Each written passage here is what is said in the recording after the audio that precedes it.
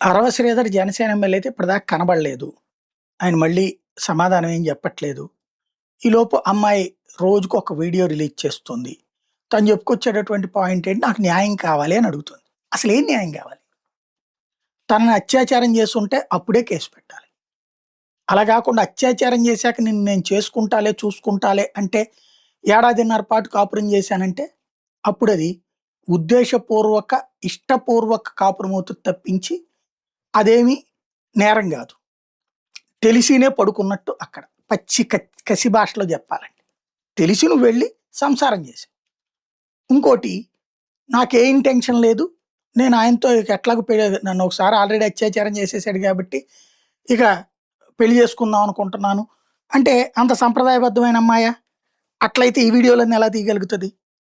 ఇంకొకటి, ఆ వీడియోలు తీసి ఇన్ని వీడియోలు తీసిందంటే ఏంటి అర్థం? రోజుకు ఒక వీడియో రిలీజ్ చేయగలుగుతుందంటే అర్థం ఏంటి? అతన్ని నమ్మలేదు, అతన్ని బ్లాక్మెయిల్ చేయడానికే నిర్ణయించుకుంది.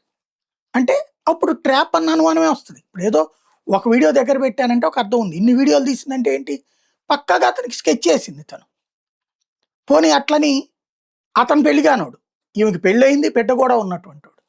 విడాకులు తీసుకుందట 23లోనే. ఇప్పుడు విడాకులు తీసుకున్నాక ఈమె వెంటబడినట్టు వస్తుంది కదా అక్కడ. ఇప్పుడు న్యాయం అంటే ఏం చేయాలి? న్యాయం కోర్టు బలవంతంగా పెళ్లి చేసుద్దా? ఒకవేళ కామన్గా అనుకుందాం, అరవ శ్రీధర్ ఈ అమ్మాయిని పెళ్లి చేసుకున్నాడే అనుకుందాం.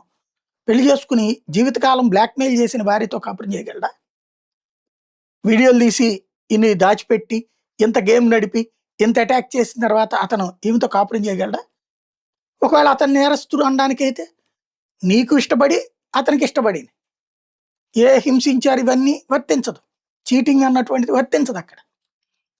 ఎందుకు? 18 ఏళ్ళు దాటిన అమ్మాయి కాబట్టి కేసు పరంగా నిలిచేది కాదు, అది లీగల్గా చూసుకోవాల్సినటువంటి అంశమే అవుతుంది.